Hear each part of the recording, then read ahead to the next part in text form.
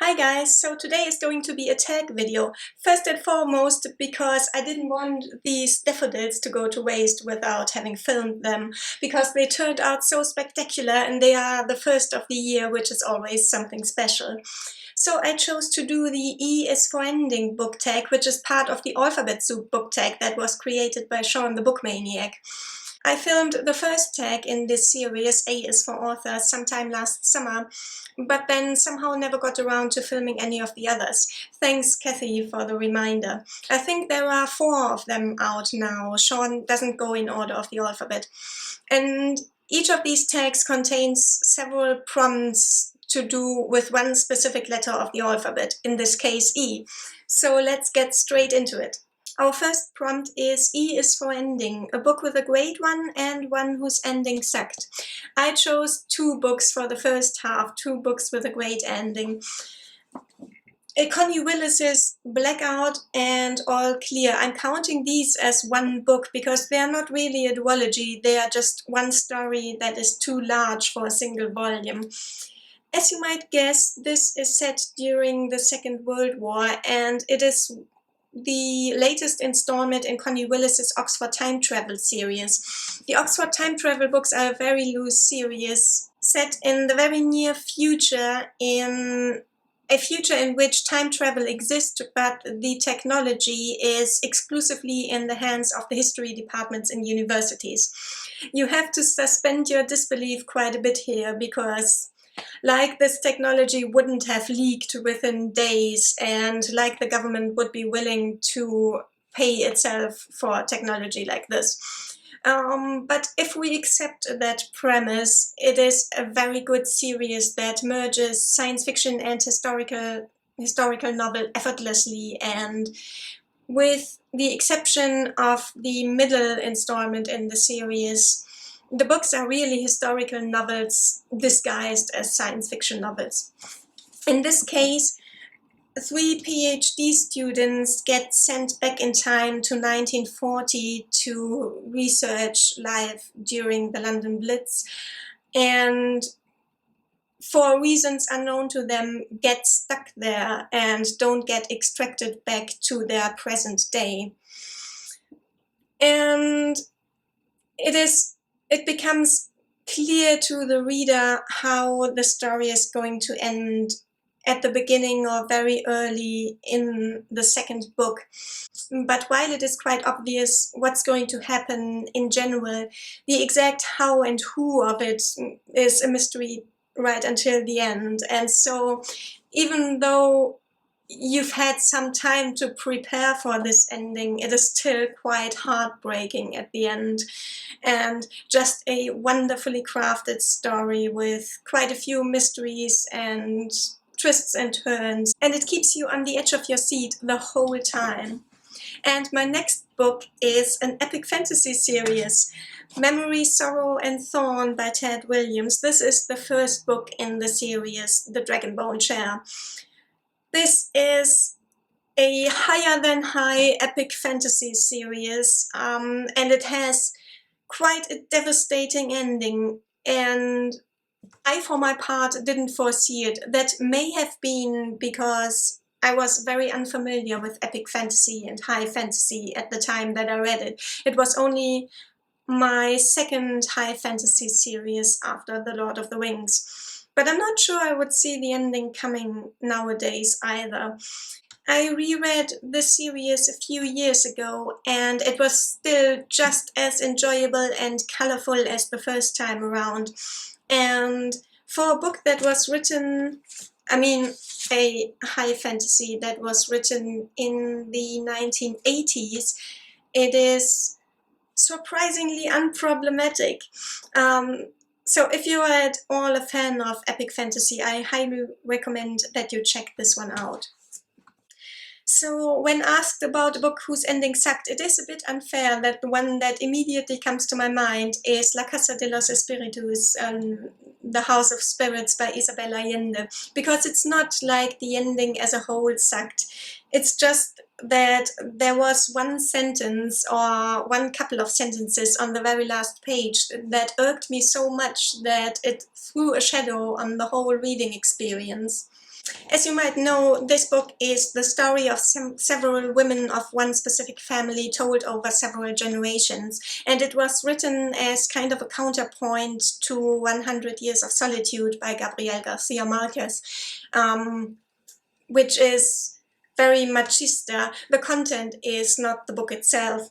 They are very different books though. We have rural Colombia there and urban Chile here. And this book culminates in the coup d'etat of 1969. And the youngest woman in the family is a supporter of I was going to say Isabel Allende, Salvador Allende, and she is familiar with his supporters. Pablo Neruda makes an appearance, and in the aftermath of the coup d'etat, she falls into the hands of an enemy of her grandfather's who holds a justified grudge against her grandfather and takes it out on her. And at the end of this book, the author, very thinly disguised as this character, leaves the reader with a message that is clearly supposed to be also very wise and philosophical. Namely the message that, I don't know, it's something about breaking the cycle of hate and forgiving your enemies, blah, blah, blah. And while this might be a good general approach to life, I think that in this particular context, it is very inappropriate, because we are talking here about people who came together in a fascist uprising and vented their frustration, their justified frustration. They vented that indiscriminately on people who were fighting for a more social and more egalitarian society in the first place. And so is the victim in this case. And this talk of understanding, that just reminded me of a very dangerous rhetoric of apathy that we see in our present times, in the face of our present populist movements as well, and that just didn't sit well with me. And I read this book long before populism became a thing again. But it irked me back then, and it would irk me even more now, I think. And that's a shame, because the book this is such a good book, and these couple of sentences just left a bad taste in my mouth afterwards, which shouldn't have been the case, because up to that moment I loved the book. So yeah, bit of a letdown, still a good book. 10/10 would recommend. Prompt number 2. E is for elderly, a favorite or memorable elderly character.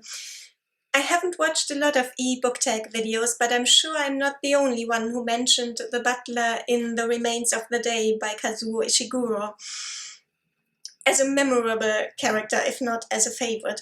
In this book, an elderly English butler one morning decides to go on a visit to an old flame of his who used to work in the same big house. And on his way there, he sort of reckons with his life and asks himself if his life has been meaningful and if he had his priorities straight in putting all his heart into serving one aristocratic man. And of course, it is quite heartrending and definitely very memorable to read. The next prompt is E is for EU, your favorite contemporary writer from the European Union and/or one that you'd like to try. And I chose 2 German authors for this one because German books seem to be all the hype on BookTube this year. So my first one is not my one favorite author, because I don't really have just one favorite in any one field, be it food or books and movies or, I don't know, color, what have you. So this is a favorite author, and I chose Dietmar Dath for this. He is the author of several German science fiction novels, but he also writes a lot of book reviews and newspaper columns and commentaries in newspapers and magazines. As far as I know, none of these works have been translated into English, which is a shame because he is very good, and he wrote the best space opera that I've ever read, Pulsarnacht, or Pulsarnacht, I guess. This is a kind of space utopia set in the far future, and it is about a society which is an intergalactic society, which is in many or most regards a very desirable future for humanity. It is a very egalitarian society, but of course it also has its dark aspects, and in this it is an uncomfortable mirror image of our current society. So in short, this book does everything that a good space opera should do, and it is a kind of an intelligent alternative to The Long Way to a Small Angry Planet. And an author that I'd like to read and that I really should have read by now is Sasa Stanisic. I got my first book by him before he was cool. No, that's not quite true. He's been cool for a few years now, but he got even cooler last autumn when he won the National Book Award. But I bought For dem Fest, or Before the Feast, a while ago. This book has been translated into English. Before the Feast is its official English title. And yeah, if you're doing Read More German Books in 2020, or is that what it's called? Read More German Books this year, Read More German Books. If you're doing that and you somehow haven't come across Sasa Stanisic before, you should look him up. He's a very intriguing author. Prompt number 4, E is for E. A writer you'd recommend whose first and or last name begins with an E. I went through my Goodreads and there is no book by an author whose surname starts with an E that I would recommend. So I chose an author with a first name that starts with an E. Ellen Kushner, her Riverside novels in particular. And in particular, Swordspoint and The Privilege of the Sword. I didn't like the second book in the series, Loose series, The Fall of the Kings, as much. These are fantasies of manner. They are set in a secondary world, but there is no magic in them. It is a secondary world only because the city in which the stories take place, the city and its laws do not exist, but it is essentially an early modern society with a lot of sword fights and really, really nice romances, although, well, the romances are at the center of the books, but there's also so much more going on, and it's not like the romances take over, but they are an integral part of the stories. Just really lovely. If Fantasy of Manner sounds at all attractive to you, do pick up these books. Number 5, E is for Exploration, a new writer, theme, or genre that you'd like to try. It's none of these 3, but I'm always on the lookout for more literature from South America that's written in Spanish. All I ever come across is either Nobel Prize material or total cheesy trash of the kind of The Shadow of the Wind, although of course that is from Spain itself. I've made some headway recently because I found new to me channels from Argentina and Mexico, but these people always read a lot of English books too. So I'm always grateful for recommendations for contemporary literature from South America. Prompt number 6, E is for Et tu, Brute, a book in which betrayal plays a central role. I feel like betrayal is at the heart of a lot of fantasy novels, and I picked The Lies of Lamora by Scott Lynch. This book is centered around a small group of thieves slash burglars slash conmen, whatever the situation demands, around the eponymous character Lamora. This small group is like a family. They grew up together. They are orphans. They used to live on the street and they were in the care of a master thief, so it's a kind of an Oliver Twist situation. And in the story, in this book, they find themselves pitted against the establishment and they are being played against each other. It's really quite heartbreaking. Prompt number 7, E is for Exception, a book that you loved or really liked in spite of it containing what you almost always consider a fatal flaw. I picked a whole author for this, Brandon Sanderson.